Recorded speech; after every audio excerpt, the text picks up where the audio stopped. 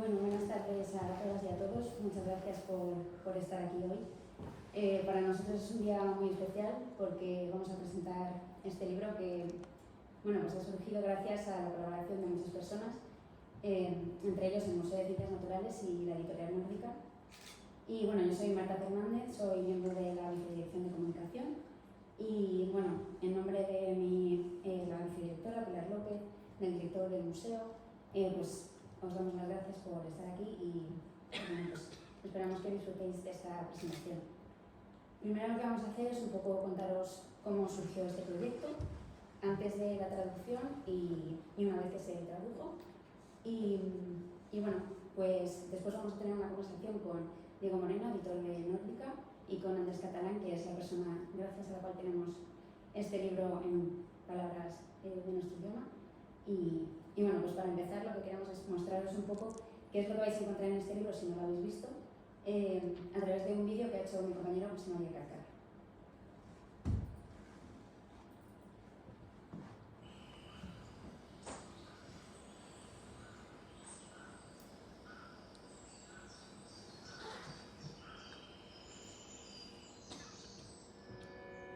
The snow here hides in the mountain moss, all the sleet is falling.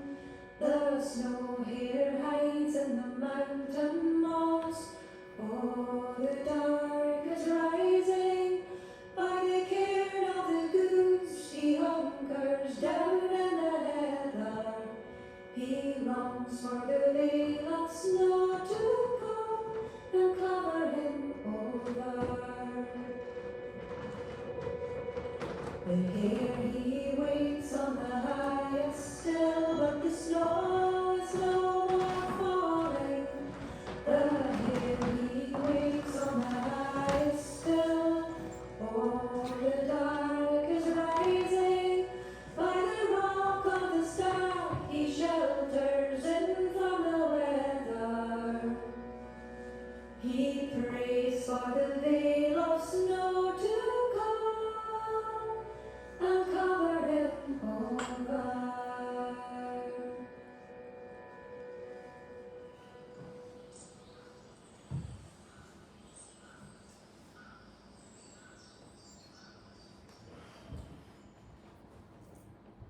Bonito, ¿no?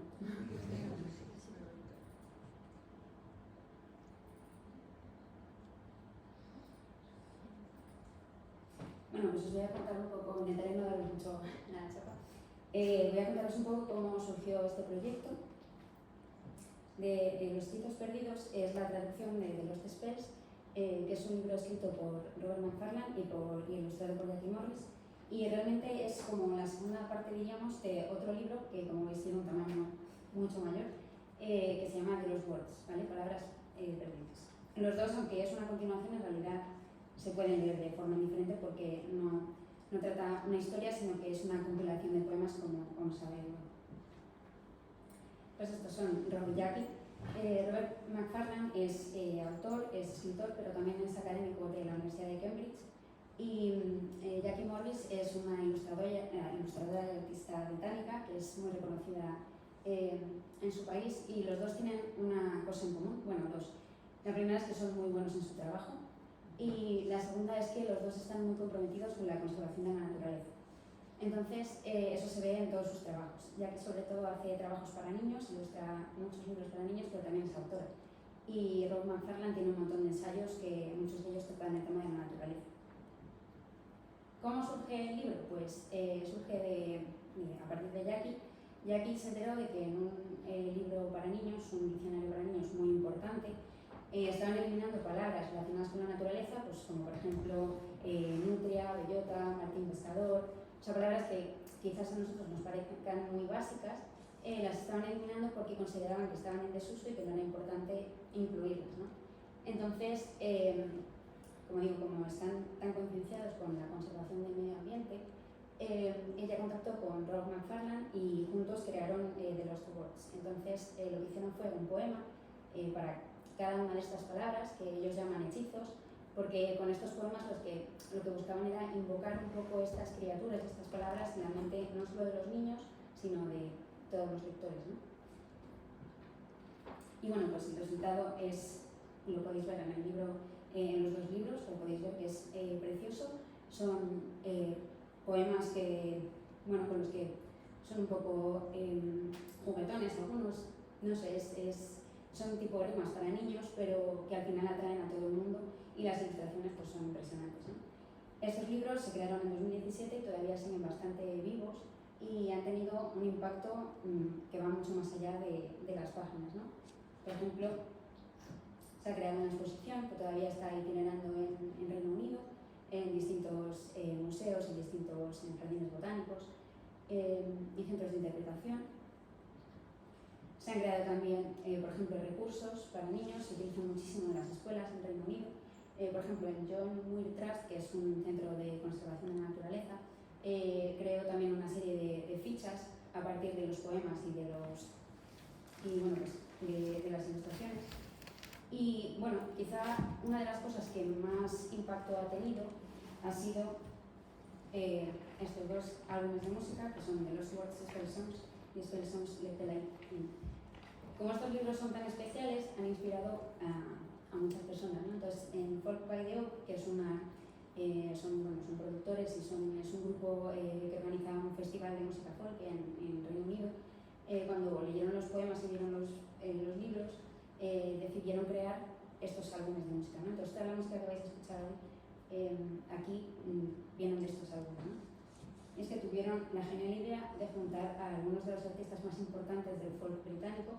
Está, por ejemplo, Chris Drever, está Karin Polwart, que está allí con el jersey verde, o Julie Fowlis, por ejemplo, que a lo mejor os suena un poquito más porque le puso la banda sonora a Brave, a la peli de Disney Pixar. Entonces les ocurrió juntar a estos genios y que además también tienen en común que tienen también mucha concienciación con la naturaleza, con la conservación de la naturaleza, y crearon estos dos álbumes que son preciosos. Una de las cosas que a mí me parece más impactantes de este proyecto, por ejemplo, fue el concierto que dieron en pleno confinamiento en el Museo de Historia Natural de Londres. Claro, estaba a puerta cerrada, no había nadie, y tú podías pagar una cantidad simbólica para poder verlo en directo. Todo el dinero que recaudaron de ese concierto iba para un proyecto de ciencia ciudadana que promovieron desde el Museo de Historia Natural porque querían concienciar a la gente pues, de cómo conservar la naturaleza de su entorno. Entonces, pues en el concierto es una pena que no lo dejaran abierto porque estaban los cantantes a puerta cerrada y estaba Jackie también dibujando en directo. Entonces fue muy especial. Entonces, a raíz de descubrir esto, pues pensamos que era interesante tenerlo en el museo. Y pues todavía no me creo cómo, pudimos entrevistar tanto a Jackie como a Rob y a Julie dentro de nuestra iniciativa Naturaleza entre líneas, que es una serie de entrevistas que hacemos a escritores y a agentes del mundo del libro para hablar un poco de eso, de esa relación entre la literatura, la naturaleza y la ciencia. Y tenemos a Andrés Catalán, que ha pasado por aquí también, a Elías, que va a pasar dentro de nada, y bueno, pues fue una conversación muy interesante. Si os interesa la entrevista, es un poco larga, pero la tenéis en YouTube y la verdad es que fue una conversación de verdad muy interesante. Y gracias a eso pues surgió una relación un poco especial. Entonces, al poco de hacer esta entrevista, Jackie y Rob nos propusieron editar el libro. Pero claro, nosotros no teníamos la infraestructura como para poder hacer esto. Y además, un libro así tenía que ser editado por una buena editorial. Entonces, como habíamos colaborado otras veces con Nórdica para presentaciones de libros, también para Naturaleza entre líneas, pues decidimos proponérselo a Diego y creo que le gustó un poco. Y gracias a eso, pues tenemos aquí este libro. Entonces ahora, como desgraciadamente no podemos tenerles aquí, aunque ya nos gustaría, Rob y Jackie nos han mandado un vídeo de agradecimiento, entonces vamos a ver qué nos dicen. Primero va Rob. Greetings everyone, my name is Robert McFarlane. I wrote The Lost Spells and made it with Jackie Morris, the sorcerer of the brush.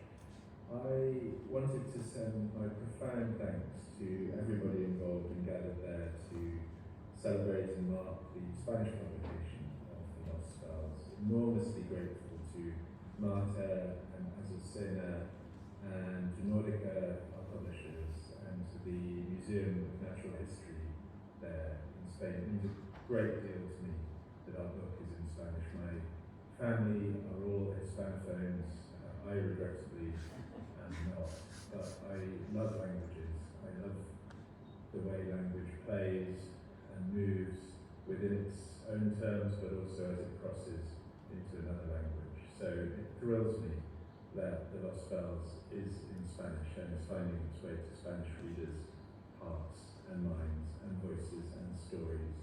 The movement that has grown up around The Lost Words and The Lost Bells has been simply the wildest thing that has ever happened to me in my writing life, and almost certainly ever will. Watching the goodwill that has grown around these books, watching how they've entered schools and lives and care homes and brought the lost words, that is to say, the names by which we call the creatures, plants, insects with whom we share our daily lives in Spain as in Britain, but who are slipping from our language, our perception, and indeed from our landscapes. So this is a book of hope, a book of summoning back in art and in poetry, just some of the many lives with whom we share our own, the more than human world, the moth world we might call it. I just want to end by reading you a spell of hope, my favourite spell I think from The Lost Bells. It's the spell of the jay, and as you may know, a jay can gather up to 4,000 acorns in a given autumn and plant many of them. A jay is truly a forest-making bird. So here is my spell for the jay. Jay, jay, plant me an acorn. I will plant you 1,000 acorns. Acorn, acorn, grow me an oak. I will grow you an oak that will live for 1,000 years. Year, year, fledge me a jay. I will fledge you a jay that will plant you 1,000 acorns, that will each grow 1,000 oaks, that will each live 1,000 years, that will each fledge a bright-backed, blue-winged, forest-making jay. Thank you so much. I send warmest wishes to you all from a beach hedge in Cambridge and south to your city and your country. Bless you.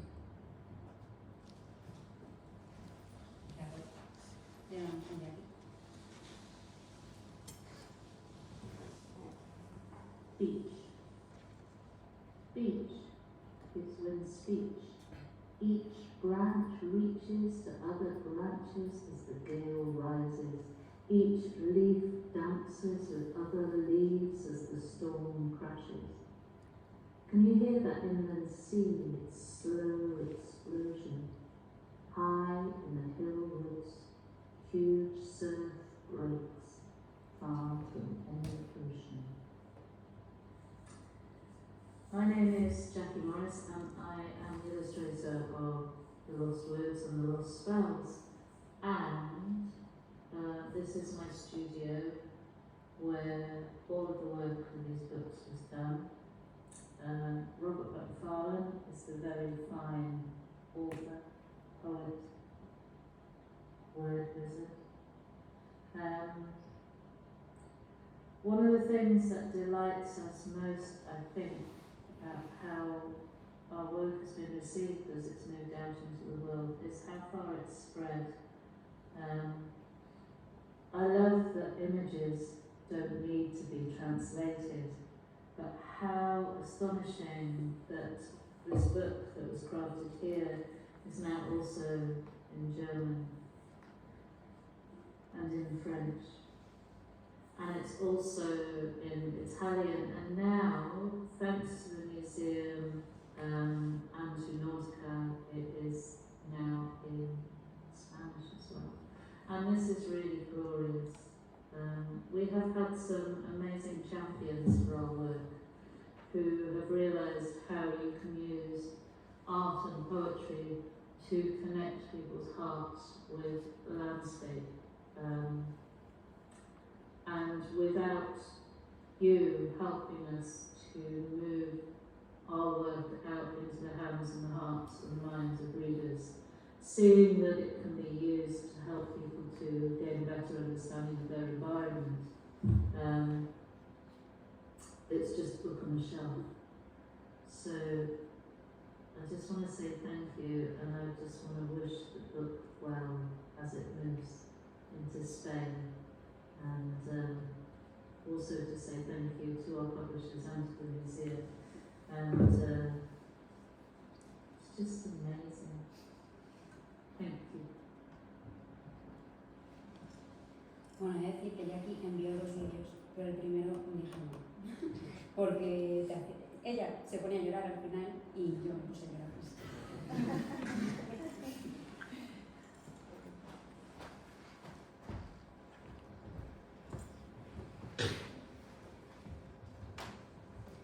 Bueno, pues ahora vamos a hablar con Diego Moreno, creador de Nórdica y también responsable de que esta locura haya ocurrido, y con Andrés Catalán, que es traductor, pero también es poeta.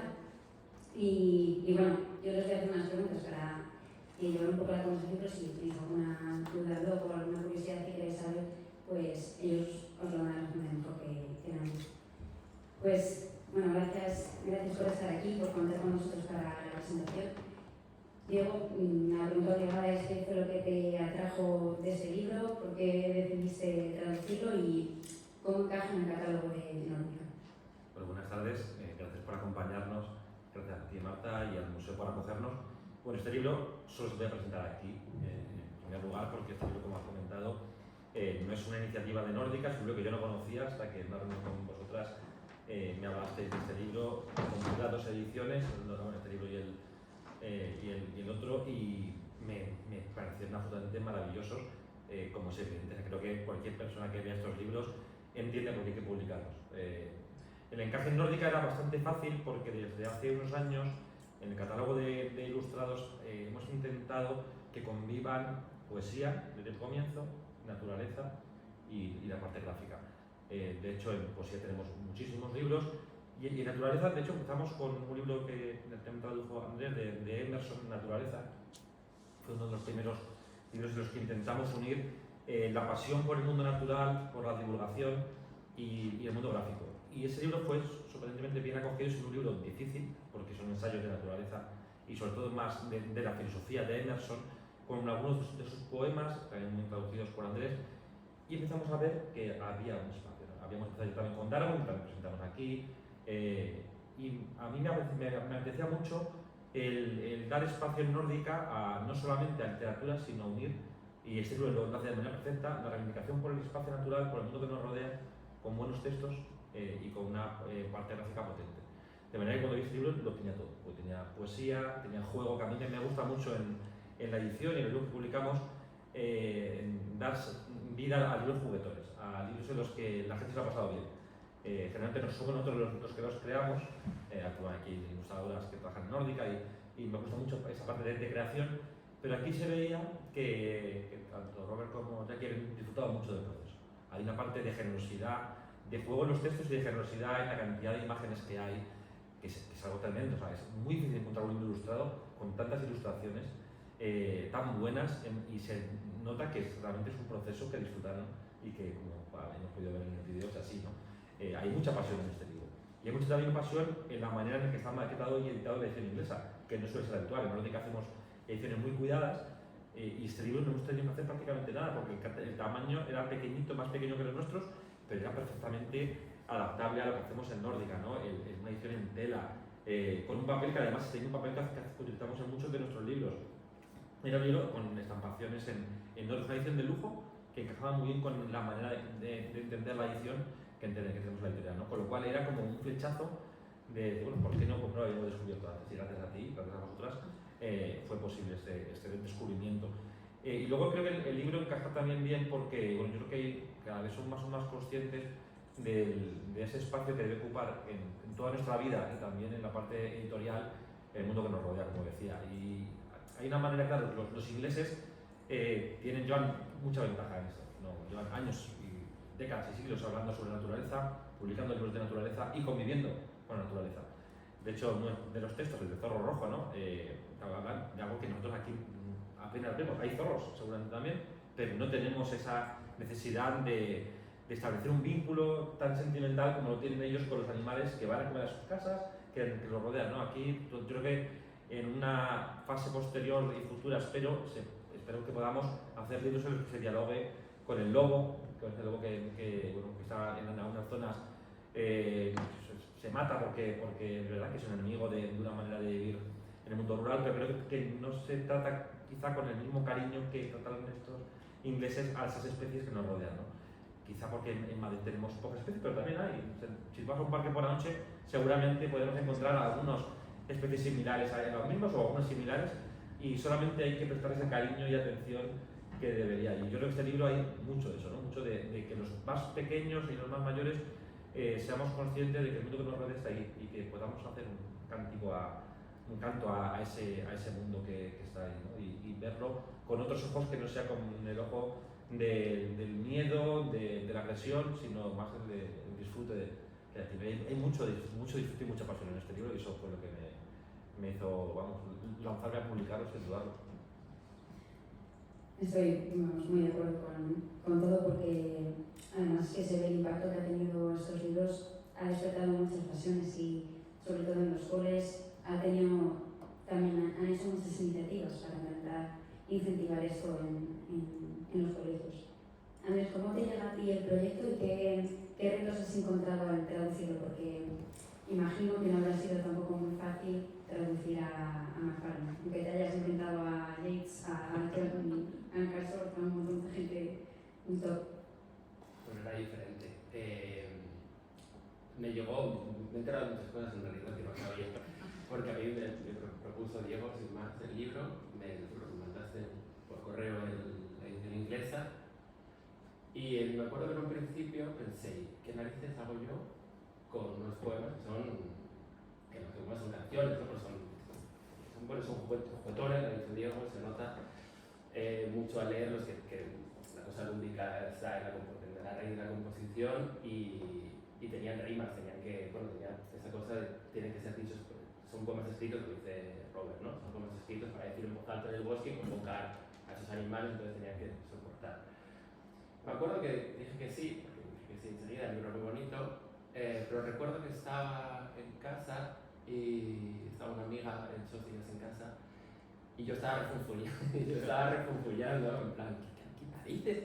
Que no puedo, o sea, esto no hay manera, porque tenía los poemas tienen que ser del mismo tamaño, más o menos, que los ingleses, porque tienen que encajar en esa ilustración, hacía juegos que yo no podía llevarme al español, y entonces me acuerdo que le pregunté a Diego, bueno, pero entonces me lo puedo inventar, ¿no? O sea, ¿eres consciente que yo me tengo que inventar los poemas? Me dijo, sí, lo saben los autores, creo que me dijiste. Y yo dije, vale. Y entonces, es gracioso porque yo justo durante ese año anterior, desde el verano, esto es este verano, del verano anterior a este, me había dedicado con esta amiga que estaba en casa a escribir poemas sobre animales para una amiga que tenemos en común que hace, en realidad es diseñadora de vestuario, de teatro, pero estaba empezando a hacer montarse una marca de peluches de animales, muy chulos, muy artesanales, en Argentina. Claro. Y entonces no quería que la descripción de los animales en la página web y la etiqueta que venía con un pequeño librito y unas ilustraciones fuera una descripción sin más, quería que fuera como un poema gracioso. Entonces yo llevaba en realidad un año haciendo poemas graciosos infantiles sobre animales. Entonces cuando me lo he puesto y yo ya tenía la libertad de poder jugar, dije, bueno, esto seguir haciendo lo mismo que llevo haciendo, y solo había que ajustar como el registro que no era fácil, y no estoy seguro, escondido no hablar, no se lo pregunté, que es una decisión que tomé yo solo, porque no estaba muy claro el registro. ¿Para quién es este libro? ¿Es un libro para mí? Pero yo me acordaba, curiosamente yo el primer libro que tuve de poemas no lo recuerdo mi padre, era muy pequeño, y era El Cocodrilo Cirilo, cuyo es Santiago Blanco se apellida, pero he olvidado su nombre. Y otro que tenía Gloria Fuertes, que era una antología de animales, eran poemas de rimas, y yo recuerdo el Autillo Carapillo, el Galápago Genaro, de hecho tiene un Galápago que se llama Genaro por el poema.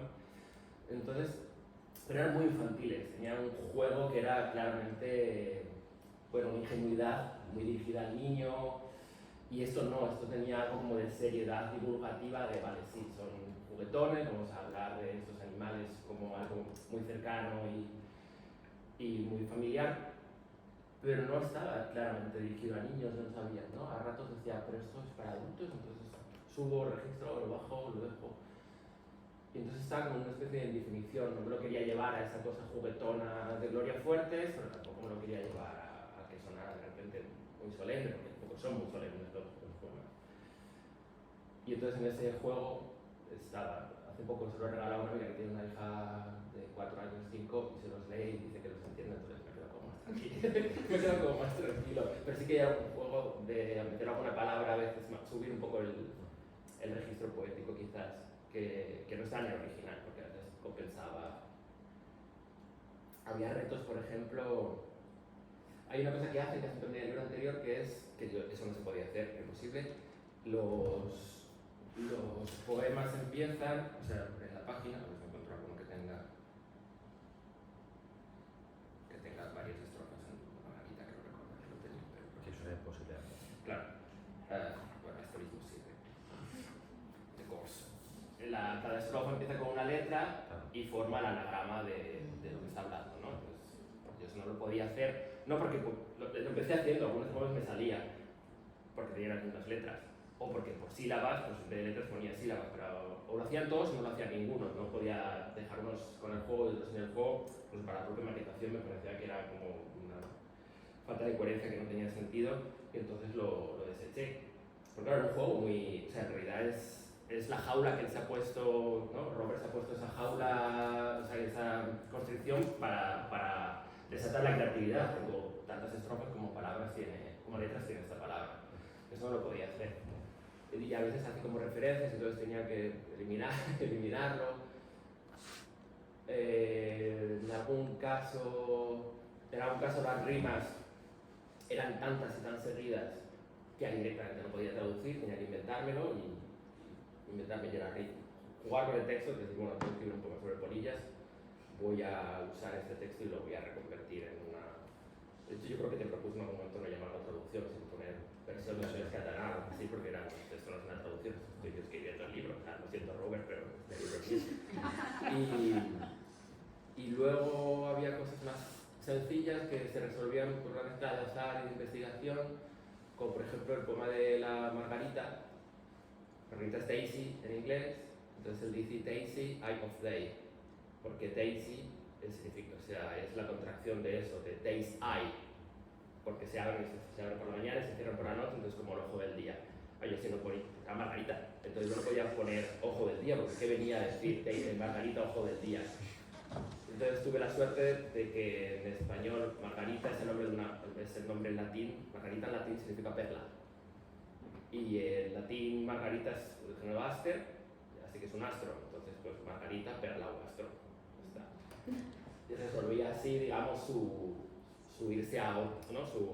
Hacer de la Margarita una metáfora de otra cosa, bueno, pues yo también la tenía, con mi propia etimología que me permitía el español. Entonces había esos juegos que intentaba replicarlo, que se daban, pues podía haber sucedido, si hubiera sido una azucena no tenía esa posibilidad. Entonces bueno, ahí resolviendo cuadrando las rimas. Luego también había la ventaja. Los poemas de Robert no son muy estrictos, es decir, no escribe cuartetas o escribe, no sé, sonetos. Entonces juega con las rimas, pero no juega de una manera estricta con las rimas. Rima el primero con el tercero, con el quinto, con el séptimo, y luego no. A veces riman, a veces no. Entonces, bueno, decía, vale, es coherente, entonces que yo las ponga más o menos a mi manera, mientras esto tenga una especie de cadencia cancioneril, pues es igual que el original o que en el mismo sitio. Entonces, eso es una ventaja que da, pero yo me lo pasé. O sea, igual que ellos se lo pasaron muy bien, se nota. Yo también me lo pasé, yo también me lo pasé muy bien, y solo algunos momentos decía, esto está quedando muy bien. Me hacía mucha gracia a mí mismo el juego que me había inventado. Yo estuve traduciendo parte en el jardín de la casa de mi madre y es verdad que en los jardines ya no hay tantos animales como había antes, pero yo cuando voy en verano estoy fuera traduciendo, generalmente leyendo con un caras de mariposas a mi derecha, y entonces cuando pasa alguna salgo corriendo y la persigo como un loco. Mis vecinos así que piensan, yo bueno, hago un poco de Nabokov que persigue mariposas. Y entonces estuve haciendo eso, entonces era como una experiencia muy grata en ese sentido, estar en ese contexto de Y traducción. como veis, están aquí en las guardas, además. Eso, varias cosas. ese fue uno de los enormes, creo que es el problema más grande del libro, fue ese, las polillas. Las polillas en inglés y las mariposas en general, bueno, en general creo que todo en inglés tiene una relación más cercana con una tradición de nombrar los animales mucho más extendida que nosotros en cuanto al público, ¿no? La gente yo creo que es capaz de diferenciar un arce de un castaño, de un olmo, de una manera más natural que nosotros no. Entonces, muchos de los animales tienen nombre. Para nosotros las polillas, cuando tú buscas los nombres de las polillas, tienes el nombre en latín. No hay un nombre. Con las plantas me pasa mucho, por ejemplo, cuando traducía a Luis Glick a la Premio Nobel de hace unos años, que habla mucho, que bueno, tiene un libro que es un jardín, el Iris silvestre, es un jardín. Habla de las plantas tienen un nombre común que nosotros tuvimos, quizá, en los pueblos quizás se siga conservando, pero lo hemos perdido, en realidad ya no o sea, es un nombre vacío de referente, yo puedo ponerlo, pero solo esa persona de ese pueblo, de esa región que se llama así, entenderá que estoy refiriéndome a esa planta. Es que allí es como más común. Con las polillas pasaba, hace una lista de nombres de polillas que son preciosos, los nombres son todos pues, como helada, blanca, no me acuerdo los nombres, puede cogerlo, pero da igual, es un ejemplo. Muy descriptivos, ¿no? muy evocadores, muy metafóricos, con muchos colores, con formas, muy fantasiosos también. Y eso no lo tenía, la gente buscaba, vale, ¿esta polilla cuál es? Y era un nombre latín horrible que yo buscaba, que decía, me inventaba el nombre. Entonces no podía inventarme el nombre, porque tenía el dibujo de la polilla, porque tenía el dibujo de la polilla en la misma página. Entonces tenía que rastrear, entonces estuve, pues bueno, gracias a Dios, me estoy adelantando, creo que algo que vas a preguntarme luego, pero... Haber respondido a la mayoría de las preguntas. Claro, porque algo que a mí me tiene que ver con esto de nombrar. Yo tengo una hermana pequeña, yo recuerdo que mi madre siempre me decía, espero que no esté luego viendo el vídeo, mi hermana me mata, como que a mí me gustaba mucho la naturaleza y ella no, porque ella no se sabía los nombres y yo sí. Y para mí siempre ha sido como muy natural con mis padres. Yo en realidad yo me dedico a la escritura, pero mis padres son científicos, son químicos. Entonces en mi casa estaban, y usaban mucha naturaleza, pero leía mucho también a la vez, entonces tengo como la cosa de las dos. Desde muy pequeño me interesa, forma parte como de la misma curiosidad para mí la naturaleza y lo que puede ser la literatura o cualquier cosa en realidad, ¿no? La misma curiosidad hacia el mundo. Y esa cosa de nombrar siempre he tenido, o sea, mi madre lo asociaba enseguida, es como que te guste la naturaleza significa que te sabes los nombres de los árboles.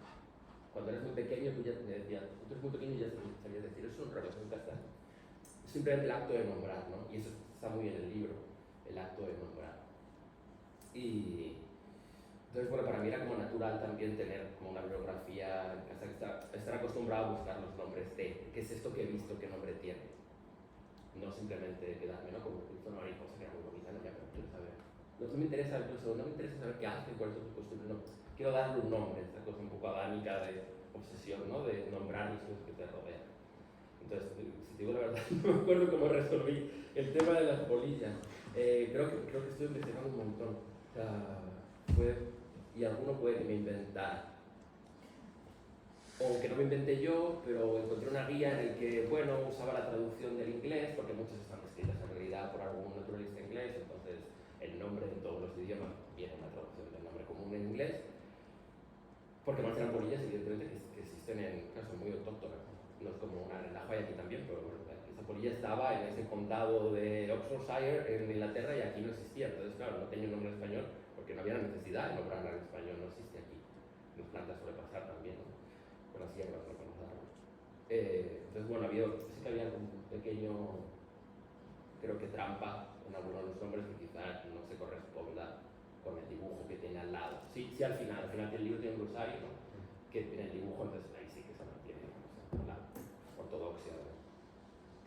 Ya está, he contestado mucho más de lo que me he extendido. No, pero has sacado los temas, bueno, nosotros habéis sacado temas que yo creo que salen fácilmente en estos libros, y es el tema de los nombres, que al final, un poco la idea es que si no conoces una palabra, la realidad que designa esa palabra no te interesa para nada. Una vez que empieces a conocer esos nombres, ya te puedes interesar por las cosas que conoces, ¿no? También habéis hablado mucho del público, de cómo os habéis enfrentado a este libro, si lo habéis, porque podríais haberlo metido dentro de la colección infantil, pero esa decisión no ha estado en ningún momento ahí. Pero yo creo que los mejores libros son los libros que no tienen edad. Son los libros que no tienes que poner en una colección para limitarlos, sino que precisamente su riqueza es la amplitud. Y cuándo va a disfrutar una persona este libro, pues depende de cuando le llegue a las manos. Cuando le llegue, lo va a disfrutar.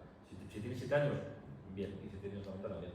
Entonces yo creo que no me gusta, porque al final cambia mucho la lectura, y si cambia hasta la lectura y la traducción, y el trabajo de traducción o versión, como dice Andrés, y no está bien. Yo creo que hay que tratar a la gente como personas, a los niños como gente inteligente que puede leer este libro. O sea, muchos niños pueden leer este libro y lo van a disfrutar. Puede que no entiendan alguna palabra, no pasa nada. Anda que no leemos libros que no entendemos todas las palabras, ¿no? Pero entiendes de qué va el libro, entiendes cuál es la gracia. Y yo creo que es tratar siempre al lector como alguien inteligente. Y una cosa importantísima en estos libros es encontrar la persona adecuada para trabajarlo, como creo que era queda claro, porque lo tiene que hacer Andrés. No tiene ni idea de esa parte de su jardín, ni de su familia, ni nada de esto, ¿no? Pero sí que hemos hecho libros juntos y es un muy buen traductor, tiene una relación con la poesía que es importante como creador y como traductor, y también luego tiene que dejar libertad, porque es un libro muy difícil de traducir, o prácticamente imposible si lo quieres traducir exactamente como harías un libro convencional de poesía, ¿no? Y yo lo que pasa es que hay cierta libertad que sale y que es necesaria, y que cualquiera que lea el libro y empiece a leerlo entiende que a lo mejor no es lo que cuenta Robert exactamente, pero es lo mismo, es el mismo espíritu, la misma idea, el mismo juego, el mismo concepto del libro, ¿no? Y funciona muy bien, ¿eh? De hecho, hoy hemos subido lo podéis ver en Instagram, el primero de los vídeos que hemos pedido a gente, amigos de diferentes sectores, y a primero Carlos Briones, científico que ha leído el de Zorro Rojo, ¿no? Y es que suena tan bien, es que está perfecto, es como tiene que ser, ¿no?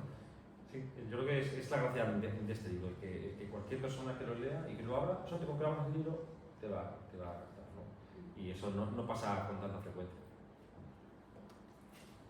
Pues algo que yo os quería preguntar también es que, Diego, que has editado libros de divulgación y libros que no son tanto de divulgación científica, sino que son más de este tipo, ¿no? Que la naturaleza está presente, pero más de una forma literaria, y Andrés os ha traducido libros así como el de Naturaleza de Emerson. ¿Pensáis que la literatura y el arte, como está por ejemplo aquí en las ilustraciones, es una buena herramienta para la divulgación, o por lo menos para captar la atención, llamar la atención sobre problemáticas como esta, la desaparición de las especies o la pérdida de esa conexión con la naturaleza? ¿Pensáis que funciona bien? Yo no lo pienso, sé que funciona bien.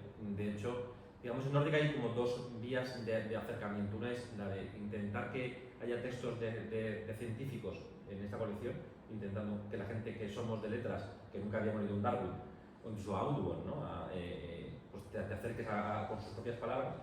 Y luego la literatura como forma de aproximación a la naturaleza. Creo que los lectores cada vez son más diversos y salimos un poco de esa etiqueta, ¿no? Creo que un día lees poesía, otro día lees teatro, otro día narrativa y otro día lees un ensayo. Y precisamente lo que tiene que hacer un editor es romper las barreras. Es decir, un libro de divulgación tiene un sentido si le está diciendo a ciertos lectores que de divulgación. Pero yo intento romper eso todo lo que puedo. Porque creo que los libros ilustrados tienen la ventaja de que la unión entre ilustración, entre la parte gráfica y el texto, hace que la obra sea diferente. Y eso a mí me permite pues hacer un libro como vamos a hacer el año que viene, dentro de un par de años seguramente, de Darwin, se titula Estaban llevando mariposas, de su viaje en el Beagle a la Patagonia, y se pueda publicar a Robert Frost, que tiene muchísimos poemas en que la naturaleza está bien presente, ¿no? Creo que es algo que son tradiciones, como digo, que aquí en España quizás no estamos tan habituados a relacionar con la naturaleza, y se nota también en que pocos escritores tienen poemas de manera habitual sobre el mundo que les rodea, porque son entornos más urbanos y donde la naturaleza queda realmente lejos, ¿no? Pero también creo que puede animar a que se publiquen más libros así, a que quien escribe sobre naturaleza, quien escribe tanto relato, novela o poemas sobre la naturaleza, sepan que hay un espacio para publicar esos textos, y que esos textos son muy necesarios, porque no solamente hay que hacer con un afán científico, eso está bien, pero eso también se ha agotado. Creo que hay un momento placentero en un libro en el que te puedes encontrar leyendo un poema o leyendo un relato en el que la ciencia está presente, ¿no? Y eso en Andrea Barret, por ejemplo, que publicamos un libro de la fiebre negra hace unos años, en el que jugaba con ciencia, naturaleza y literatura. Y lo hacía de manera brillante, ¿no? o Benjamín Labatut, este escritor chileno ahora que lo hace tan bien y que está todo el mundo fascinado con él, porque también juega con eso, ¿no? Como la ciencia no tiene que ser solamente para científicos. ¿Por qué no metes ciencia en texto literario? ¿Por qué no metes naturaleza? Al final, esa parte como híbrida y de mezcla hace que los lectores que somos de tradición más de literatura lo disfrutemos, ¿no? Y que también lo van a hacer seguramente mucha gente de ciencia, que lo van a ver con otros ojos más descansados que cuando te enfrentas a un ensayo, digamos, más puro. Andrés, ¿qué opinas? No, estoy de acuerdo. Es que estoy de acuerdo con Diego y no porque no lo esté, sino porque en realidad yo soy muy mal lector de divulgación. Yo rebundo en mi infancia, para que no voy a hablar aquí de mí, pero es que yo cuando yo era un niño un poco raro, entonces yo recuerdo pedir de Reyes libros de, no precisamente de divulgación, yo recuerdo pedir guías de las aves nocturnas de Europa, un tocho así, escrito de... O sea, yo leía licencias en realidad de animales, yo quería ser biólogo y por alguna razón acabé en filólogo, que digo que fue una letra, pero entonces la divulgación, pues para mí sí que son dos como partes separadas, a la vez es lo mismo, porque son libros, son sitios a los que acudo cuando tengo curiosidad. Y me da igual que si tengo curiosidad por el mundo o por las palabras o acudo a algo literario, si tengo una curiosidad sobre algo más de naturaleza acudo a eso y si quiero disfrutar. O sea, no tengo como mucha... Para mí son libros, entonces no sé muy bien dónde. Creo que, o sea, donde sí este libro o este tipo de libros ayuda es en lo que hemos dicho antes, ¿no? La cosa de ayudar a ponerle nombres de una manera familiar o de una manera más a través de lo emocional, quizás. Al final pasar por el corazón es recordar y es acordarse de las cosas y es encariñarse con las cosas, son sinónimos de alguna manera, cuando conoces los nombres, ¿no? Entonces, no es lo mismo que se muera un árbol de tu calle que se muera el olmo de tu calle, ¿no? Hay algo en ponerle nombres a las cosas que hace que las aprecies más. Creo que ahí sí que la literatura tiene algo que ganar, digamos, a la frialdad quizás de la ciencia. Bueno, estoy de acuerdo con vosotros y bueno, nosotras, mi compañera Cena López y yo, que somos las que llamamos naturaleza en femeninas, intentamos un poco hacer eso, no centrarnos en libros 100% de divulgación, sino más literatura para intentar llegar a otras personas y para ver que bueno, que no somos de ciencias o de letras, sino que al final está todo unido o debería estarlo. Entonces, bueno, también habéis hablado varias veces que pues, de la importancia de conocer las especies con las que vivimos, las autóctonas, y está claro que hay que crear un libro parecido con especies autóctonas. Entonces, ¿qué especie así española vosotros meteríais en un libro? ¿De planta o animal? De animal, a mí es que uno es el lobo y el lince, claro, yo creo que son dos que son parte de la península y creo que deberían estar en el libro nuestro, ¿no? De plantas quizá el olivo, ¿no? Como algo así más, y aparte de un vínculo personal también, de mi familia en Andalucía, ¿no? Que no puedes entender el campo sin los olivos. Sí, pero yo creo que independientemente de que estén haya especies aquí que no se ven o que no conocemos, da igual. Yo creo que está muy bien de coger libros que quedan lejanos, o incluso cuando lees literatura nórdica, que hacemos mucho nosotros, puede que no sea, que la nieve no sea la misma, o que no tengamos nieve. Vas a encontrar tu vínculo. Y conceptos animales y plantas que aparecen aquí, bueno, pues no será la misma que tenemos nosotros, ¿no? Pero hay un cormorán, y yo veo cormoranes todo el fin de semana aquí en el lago de mi parque, y me encanta. Pues no es el mismo exactamente, es otro similar, vas a encontrar algo similar. Al final el tema es cómo te vinculas con la naturaleza más que cómo te vinculas con una especie u otra, ¿no? O con tal árbol u otro. He estado en Chile ahora y vas al Jardín Botánico Nacional y hay especies que no hay aquí. Es un colibrí, eso me fascina, ¿no? Porque eso sí que es algo impensable en Europa, pero quitando cosas así que son muy, muy concretas, te vas a encontrar animales y plantas con las que vas a generar un vínculo similar. Si ves con los mismos ojos que están viendo ellos. Yo creo que lo que es más la mirada, cómo te acercas a la naturaleza, que qué vas a encontrar en la naturaleza, ¿no? Al final, las especies que desaparecen también. Muchas cosas que estamos hablando desaparecerán, desgraciadamente, en poco tiempo. Pero la mirada sí, creo que persiste. Claro, la lista de animales, a ver cuántos eran los que no estaban. A ver, ¿cuántos te has inventado? En realidad casi todos están presentes.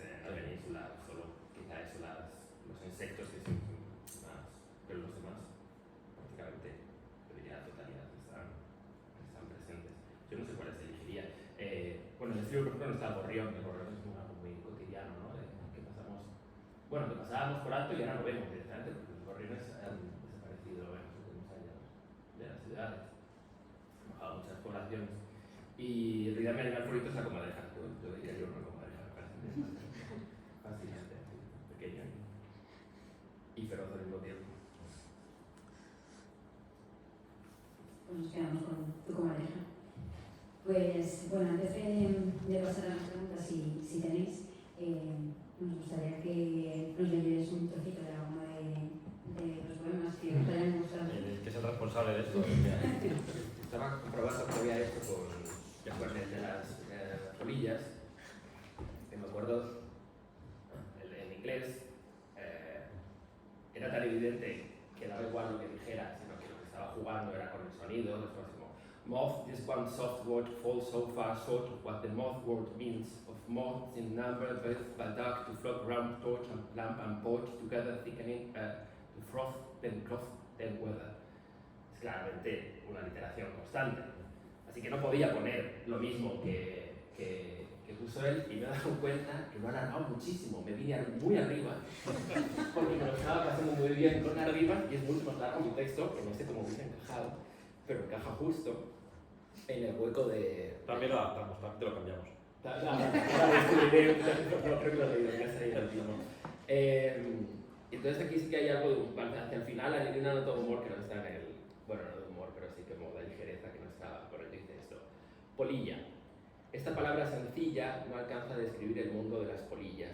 El de las polillas que cuando el sol ya no brilla salen de las guardillas para revolotear en torno a las bombillas, para posarse en las sillas, las mesas y las coronillas, para rozarte la mejilla con una cosquilla, como comillas del aire, como gavillas de gasas, como cerillas que puede apagar, ay, tan pronto, una zapatilla.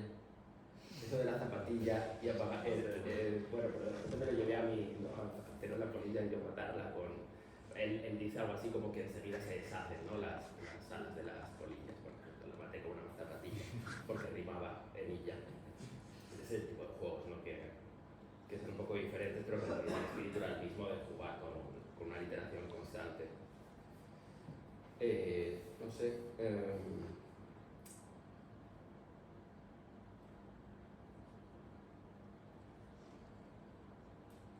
En realidad, leerlos y las ilustraciones es un poco como, me da como pena porque se quedan como muy desnudos, van como tan juntos, ¿no? En la experiencia de leerlo con la ilustración al lado, que parece que lo que voy a leer es una especie de...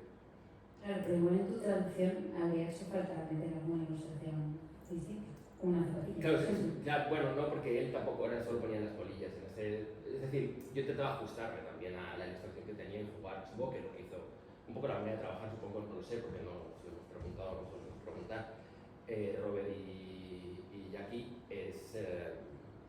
sería así, ¿no? De ida y vuelta, es decir, posiblemente uno escribiera el poema, iba a la ilustración luego, o iba a la ilustración primero y luego el poema. Bueno, yo tenía la ilustración. Sí, yo incluso diría que en algunos casos puede que esté la ilustración antes, claro, eso y que haya jugado claro, Robert creando el texto para la ilustración. Exacto. Tengo la impresión. Sí, eso digo, ¿no? Que posiblemente, entonces, bueno, yo era hacer de Robert en ese sentido, tener la ilustración y encajarla ahí, ¿no? También mi texto. Bueno, el de las brajillas me parecía gracioso. También tenía que usar rimas porque él también usaba todo el rato como la sonoridad. Rajilla. Rajilla posada en la barandilla, siempre reunida en pandilla, con tu braznal cuchillas el aire y la tarde martillas con tu charla. Qué avecilla, tan parlachina y cotilla. Siempre con la réplica a punto, negro tizón vagabundo, sobre el almiar das discursos, siempre con el chiste oportuno, amiga de lo chusco y lo bufo. Aquí, por ejemplo, igual pues decía, ¿no? A mí no le entran todas las palabras, que es chusco y bufo, bueno, pero puede preguntar. En el castillo hace ruido, el silencio hace sañicos, sobre el tractor canta signos, charlatana, das graznidos, en los dichos y en los libros, a lo largo de los siglos, con tu jamás repetido. Es la chimenea tu reino, el campanario tu imperio, desollinador de ojo claro, de la espadaña al asfalto, con tu chas chas repetido. No la llames corneja, o cuervo, o grajo, pues es ella la grajilla, la cabecigris forajida que combate el capital, lanzándose sin piedad a sisar algún anillo, o a birlar las fruslerías, o a afanar las baratijas, mientras se parte de risa. Creo que aquí me puse más marxista de lo que se había puesto Robert, en la de que combate el capital, no recuerdo qué dice él, pero yo hice una grajilla comunista. Al atardecer las grajillas se reúnen a tusarse las plumas sobre el tejado, a rebuscar en la orilla, a mirar en el pajar, a colarse sin temor y husmear en el granero, a esconderse entre la hiedra, a chismorrear todo el tiempo, hasta quedarse dormidas repitiendo su clic-clac. ¿Por qué no aprender la solfa de las grajillas, el baile de las grajillas, la bulla de las grajillas, el ritmo zigzagueante, los ripios extravagantes, acelerando el compás una vez y otra vez más, repitiendo el martilleo, el estruendo y el concierto, repitiendo su pretexto, su efecto, su eco, la rima de las grajillas? Bueno, ese es como ejemplo, ¿no? También, la verdad es que no las he contado, porque yo ya no cuento sílabas, pero creo que sí que mantengo como un poco el ritmo del original, se habrá ido a sílabos, se habrá ido a endecasílabos, entonces, bueno, mantenía la música con la rima, pero también intentaba que cuando no había rima, que ellos sonara como canción. Bueno, yo creo que un aplauso, ¿no?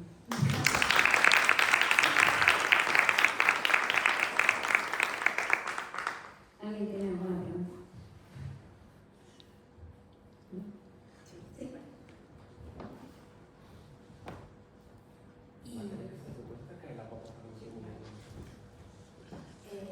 Andrés, ¿y tuviste tentación? Porque me parece entender a Jackie que el libro fue primero traducido al italiano. De mirar otras traducciones. ¿Tuviste tentación de mirar otras traducciones? No, porque, y lo hago siempre, además, siempre que traduzco algo, pues es otro idioma que conozco, y a veces cuando lo hago también. Miro, no, es que creo que cuando recibí la venia de haz lo que quieras, me dio exactamente igual. O sea, no. Me lo estaba pasando tan bien que no me hacía falta mirar otra traducción a ver si habían respetado o no. Creo que después de entregarlo miré, por curiosidad, creo que estaba en Roma y creo que no me acuerdo ahora. O fue la francesa. Es que traducí 4 libros desde entonces y yo no me acuerdo qué hice. Sé que en algún momento sí miré otra, pero ya la había entregado y dije, a veces han sido tan libres como, o sea, si esto es general, que todo el mundo ha entendido que esto tiene que ser libre, quiero recordar que sí, pero no. Pero yo no. Es que si no, ¿cómo lo haces? No, claro. Es que cada país lo ha podido resolver, cada lengua lo ha resuelto de una manera quizá, Sí, pero no hay muchas opciones sin que quede demasiado encorsetado, algo que no puede quedar encorsetado porque no tiene sentido, porque no está pensado con esa idea, creo yo. Entonces... Claro, el contenido era lo de menos en realidad, ¿no? Era da igual que el zorro escarbe en la basura o escarbe en el cubo o escarbe en tu jardín. El caso es que aquello tenga una sonoridad que haga que, dicho en voz alta, pero también, aludiendo a lo que he dicho antes, creo que era importante esa cosa de que los niños, o los adultos ahora mismo, pudieran decirlo en voz alta y como recordarlos, ¿no? Tiene esta cosa de canción, que es fácil recordar y que el niño, no sé, a mí me hacía gracia que el niño recordara el poema y lo dijera cuando fuera por el campo con sus padres y se acordara de él. Entonces tenía que también tener esa sonoridad para acordarse. Entonces, no, es que no, mire, no estuve allí en un ataque de soberbia, creo. ¿Y a Robert le habías leído en prosa antes de traducirle? No, luego caí, de hecho cuando me lo dio Diego, no sabía quién era. No caí en quién era. Para mí el único McFarlane que existía es un dibujante de cómic desde hace años.